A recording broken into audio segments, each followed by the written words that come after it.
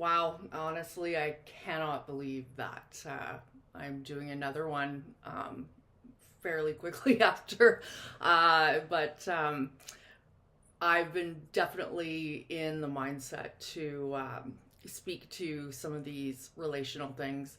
Um, and I think there's value in that, at least for myself, because it's interesting to hear, for me, anyways, other INTJs' experiences when it comes to relationships and, the caring things that we don't usually associate with, yet they're in there underneath.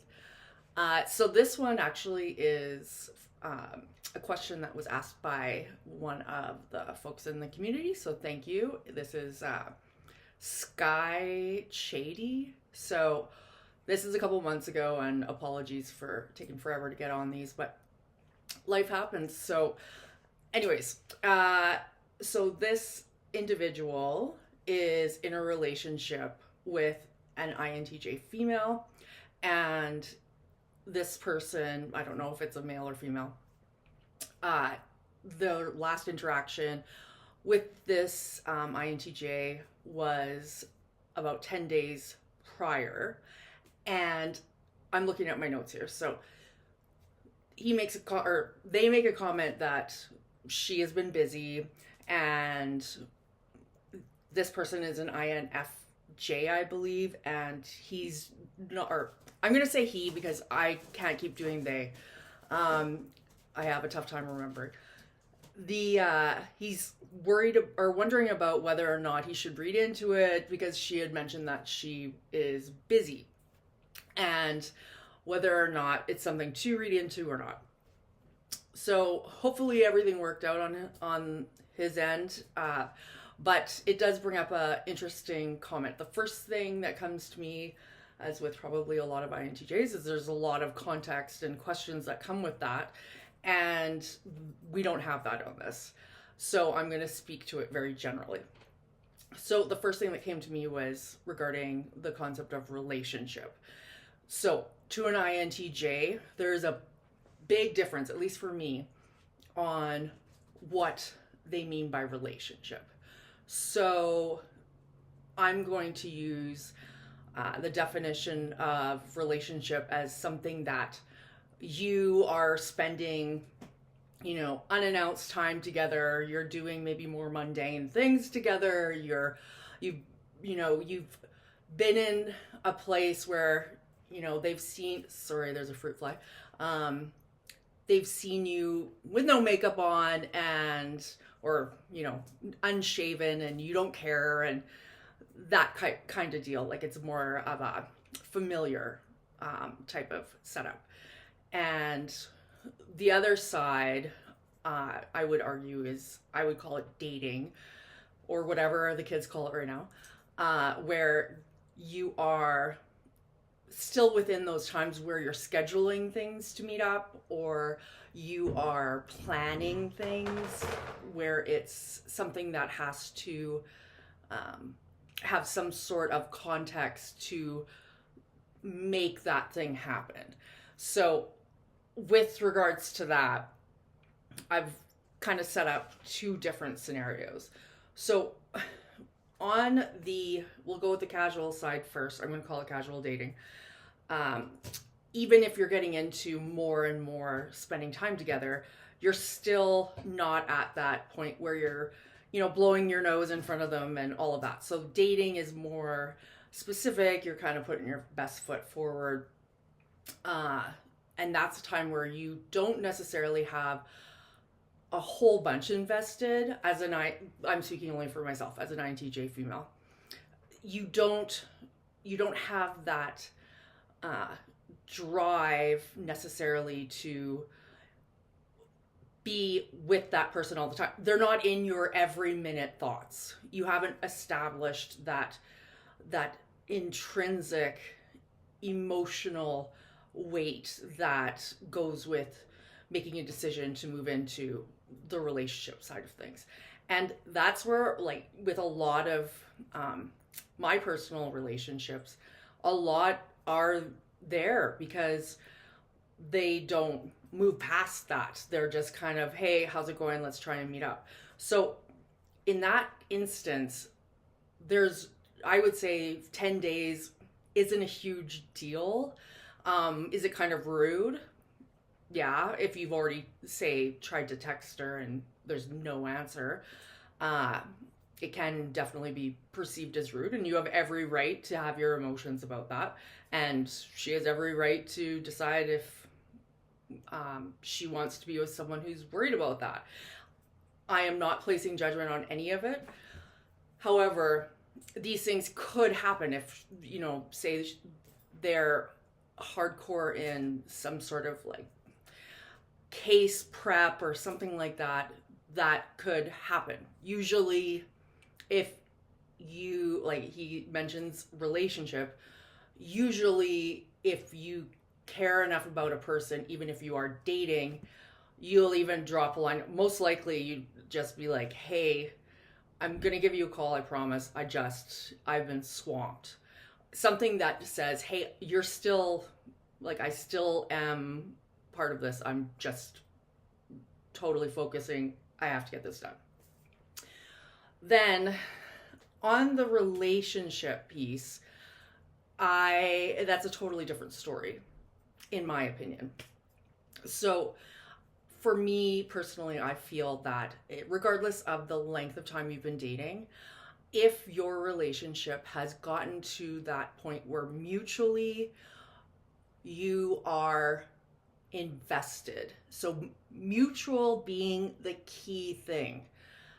If you notice that the INTJ is not as invested in you and you're saying it's a relationship, that may not be what she is thinking.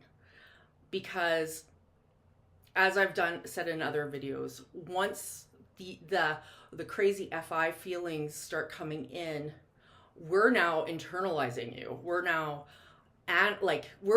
investing in you without our actual cognitive intent. We're doing it in the background. There's a world in the female's mind about where you fit in if they are invested on that relationship. So it, again, doesn't matter the length of time. It could be 10 years. It could have been, although in 10 years you should know this, if you've been in for even a couple of months.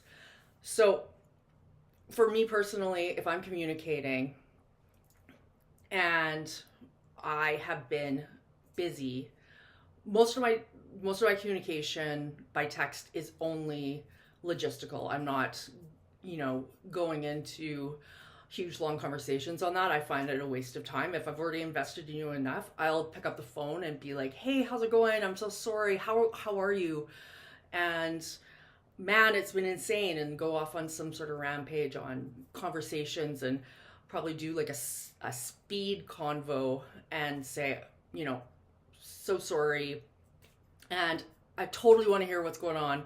And let's make a plan that, how about Saturday, we're going to go do something because it's going to be wrapped up. We'll tell them what they can expect. We'll share with them the reason behind, and we'll give them that you're still important to me, and I want to see you and spend that quality time with you. And that's important because after something that's been, if it's been that busy with work, we're going to be mentally exhausted from that, and usually we'll want to be at home by ourselves. However, we are recognizing that, maybe the love tank isn't full on the other side of the situation, and we need to do some damage control. And we care about that person. We're invested. So we want to spend that time because it's not exhausting for us. We are genuinely interested in getting that, the touchy-feely, lovey feelings that make us want to actually be in a relationship. Otherwise, we wouldn't. So, again, just looking at my notes here.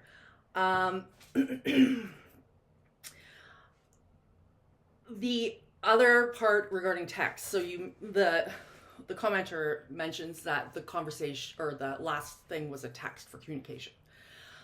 If that situation was basically using text as the entire conversation between them, so feelings and thoughts and interests and all of that, first of all, that's pretty exhausting. That's a lot of work on your fingers to do all that work for an INTJ. Like INTJs, maybe someone would. I don't know. I'll do it if I'm trying to work out feelings or something like that. But so I'm not saying I never do it, but it's more that's a very like an outlier kind of thing. But if you are finding so this is the commenter that I'm speaking to, if that person is finding that you actually are like being emotive on these texts and being pretty heavy, this will depend on the length of relationship, because the INTJ won't have necessarily all the background to understand the context of what's being relayed on that email or that text. And to be honest, communication 101 is big long text of anything is you start to ignore it unless you're heavily invested. If you are invested, you will read them. But if you're not, and they're not as invested in you as you with them, they might just be like, oh my gosh, that's exhausting. There's like 7 questions in there, and there's a whole bunch of things that I want to make sure that I'm responding properly, and I'm overwhelmed just by looking at them, and I'm just not. I'm not. I'll deal with it later and deal with the fallout. Again, speaks to the actual relationship in general. And if that is the situation, that's it for the texting side. However, if personally, if I wasn't even like, I would have to be very uninvested in this relationship if the situation was that, the commenter had written something that was emotional and didn't get a response, and I at all for 10 days, that is playing into the ethics side of our brain, where it's like, it would be nagging at that person. If that person really truly cared about that person, they would go and let's cut this off at the chase. This is going down a rabbit hole that is not intentional, and it wasn't meant that way at all. And that's where picking up the phone or doing damage control on it, where it's like you got your head out of the the gopher hole and realize, hey, wow, that's really rude of me. And that's where we go and do those apologies and check in. And that's where the conversations need to be had, which leads me into the point I'm going to make after this quick point. Actually, no, I'm going to go this way. So, my notes. It leads to having that, so say as an INTJ, and I've decided to invest in this relationship, and it wasn't okay what I did, and I'm acknowledging it. That is where this is a really good time to just not call them out in a mean way, but call them out in an assertive way, where it's like, hey, 10 days, really? Like, whatever, like, nothing is that important. If I am this important in where we're going, that in 10 days, you can't even leave a voicemail. You can't, nothing. Because that is something that is kind of being disrespectful if you're in a relationship. If you're only dating, And if someone called me out after not calling them or contacting them for 10 days, I would take a step back and be like, dude, you and I are not on the same page, because this should be like, if honestly, it should be more organic than that. Like, it's not my job to contact you every 5 minutes. Like, we didn't have a plan, and I'm too busy to make a plan with you. And you have like, so you don't have any skin in the game to, put that weight on this dating situation, because I haven't invested in you enough to make that, or to have that ability. But if I have, and if I put myself as being invested, I have an obligation to either speak to it in whatever capacity warrants. So, and as an INTJ, just for myself, I find people that stand up for themselves, not in a mean way, but in a real way, actually just straight communicating, not putting this like emotional weightedness on it. Then it's like, okay, we're negotiating here. We're talking about reality and what both sides saw. And we want to know that perception or that perspective from you. So in a relationship, and I want to also make a caveat here that it's all easy to say this in a response, but I'm going to say it's easier said than done to stand up for yourself and speak to that. If something is, bothering you at times, because maybe you weren't raised in a situation where you were able to do that, and therefore you tend to internalize and try and make sense of things on the inside and bring in what you think is happening from the other side, because you've been, shut down or silenced when you've tried to do this while you were being socialized. So, but that also is something that goes into how you want to handle if it is a relationship, and how you want to speak to that, because you don't want someone that is running over you without you standing up for yourself. And trust me, again, easier said than done. So I guess coming down to it all, personally, everything is conditional based on more facts. So, but with regards to 10 days with nothing and what that looks like, I feel that, again, summarizing, if you're just dating, totally different world than if you actually are in that relationship, the good, the bad, the ugly kind of thing, because that means that you have a lot of shared life experience that is tying you two together, and that makes it where you're definitely warranted to go in and talk. I'm going to close this out by saying, I personally, if it was my situation and I was in a relationship with someone and they didn't just contact me at all in 10 days, like a relationship, like one of those, oh, are we going to run to Subway before we go and get our toothpaste before we go to bed and watch movies, I would be on that phone being like, what is going on? I'd make one phone call. What's going on? What's happening?